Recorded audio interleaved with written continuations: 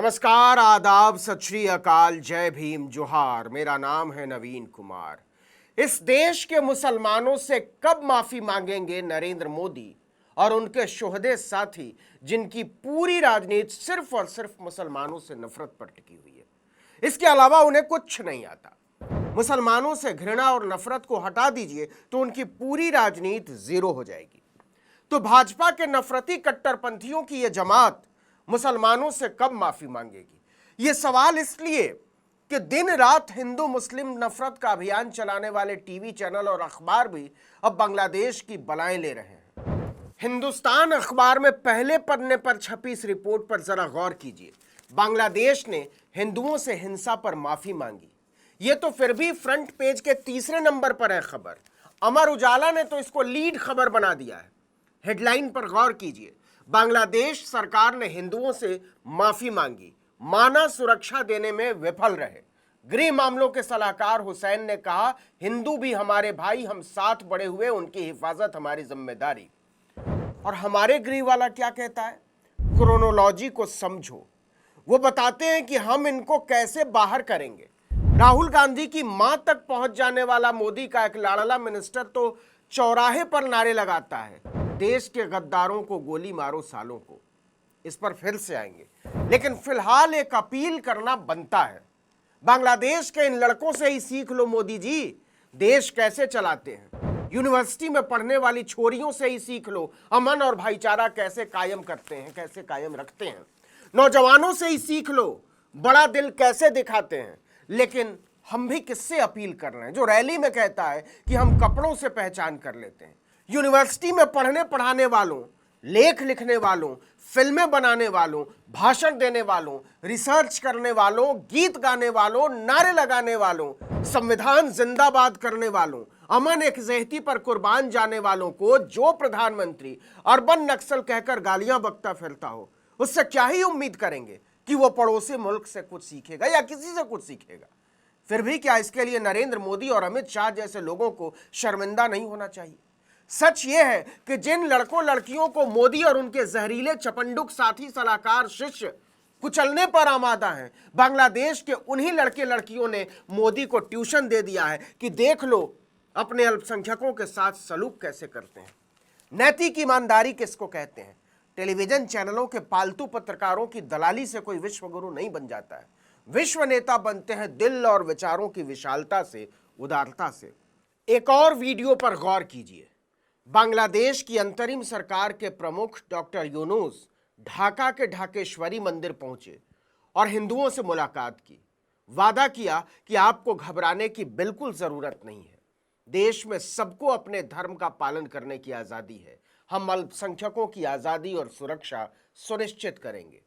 क्या आप कल्पना भी कर सकते हैं कि किसी दिन नरेंद्र मोदी दिल्ली के जामा मस्जिद या निजामुद्दीन की दरगाह पर अचानक से पहुंचे और बोलें कि मुसलमानों, आपकी सुरक्षा की गारंटी हमारी है, आप नमाज पढ़ें, ईद मनाएं, बकरीद मनाएं, कोई आपको हाथ नहीं लगा सकता। बताइए मोदी जी, आप कब जा रहे हैं जामा मस्जिद? गृह मामलों के सलाहकार ब्रिगेडियर जनरल एम सखावत हुसैन ने कहा, हम हिंदू समुदाय को सुरक्षा देने में विफल हुए हैं और इसके लिए हम माफी मांगते हैं।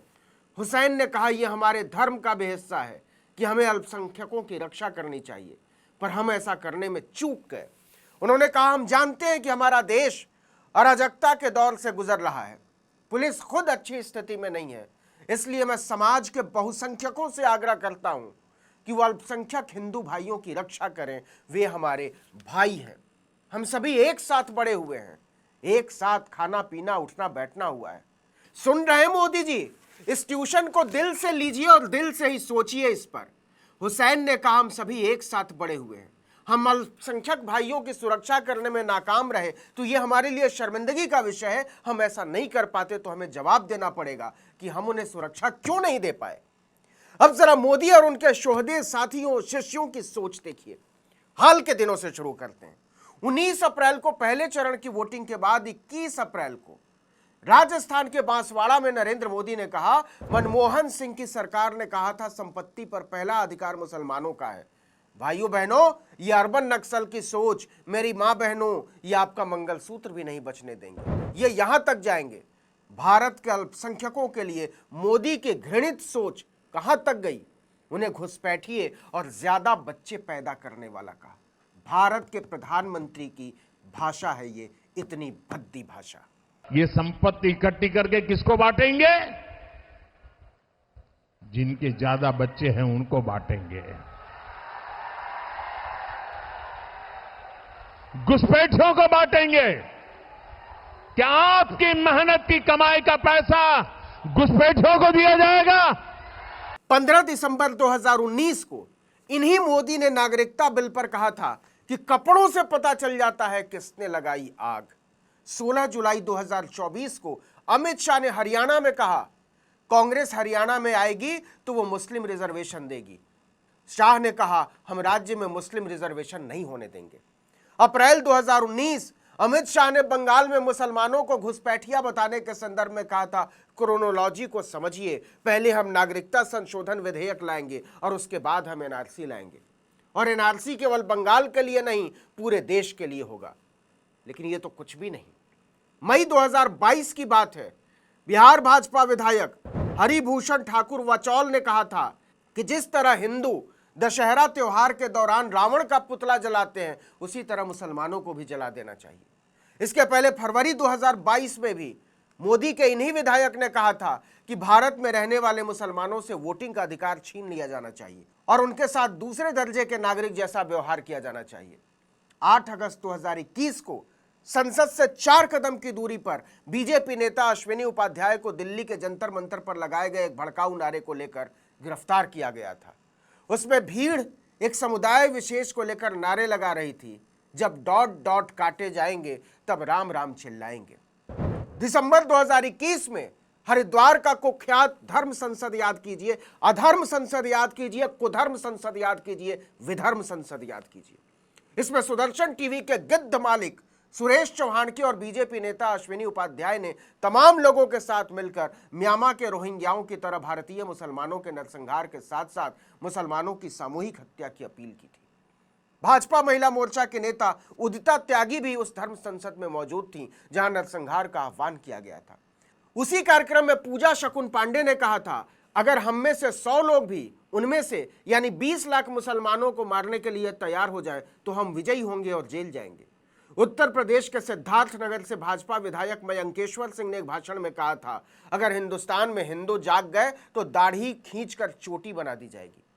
उत्तर प्रदेश के ही डुमरियागंज से भाजपा विधायक उन्होंने कहा था, जो भी हिंदू मुझे वोट नहीं देगा उसकी रगों में मियां का खून बहेगा। वो गद्दार है, वो जयचंद का घिनौना बेटा है, वो अपने पिता का पापी बेटा है।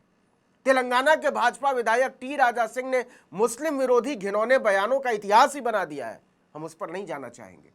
5 फरवरी 2020 को योगी आदित्यनाथ ने बीबीसी को दिए एक इंटरव्यू में कहा था, मुसलमानों ने यहां रहकर भारत पर कोई उपकार नहीं किया है। नरेंद्र मोदी ने ऐसे बयानों को रोकने के लिए कभी एक शब्द नहीं कहा, बल्कि उन्होंने इसको भड़काया और आगे बढ़ाया।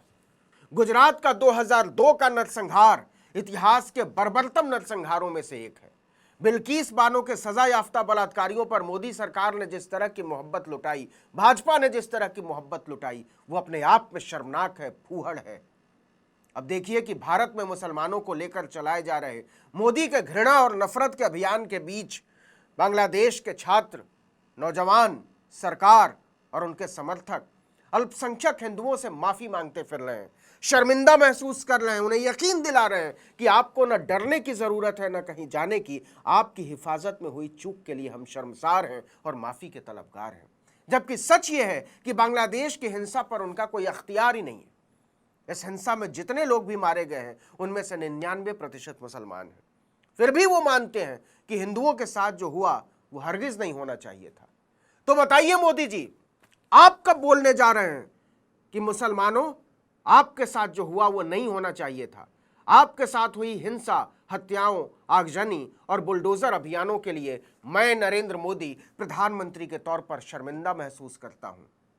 बताइए मोदी जी, आप कब मांगने जा रहे हैं इस देश के मुसलमानों से माफी? इसका जवाब हम भी जानते हैं और आप भी। नरेंद्र मोदी भारत के इतिहास के नैतिक तौर पर सबसे पतित प्रधानमंत्री हैं। देश प्रेम और एकता उनके लिए सिर्फ एक पाखंड है जिसमें उनका न्यूनतम भरोसा भी नहीं। और ऐसे प्रधानमंत्री से माफी मांगना और शर्मसार होना तो दूर छोड़िए, न्याय और समानता की उम्मीद भी नहीं कर सकते। इस वीडियो में इतना ही, लेकिन अगर आपने आर्टिकल 19 इंडिया को अब तक सब्सक्राइब नहीं किया है तो फौरन कर लीजिए, बेल आइकॉन दबाइए, घंटी जैसी आकृति लाइक कीजिए और कमेंट करके बताइए हमारा वीडियो आपको कैसा लगा। हमारा ट्विटर हैंडल है article19_India और मेरा ट्विटर हैंडल नवीन जर्नलिस्ट। नमस्कार।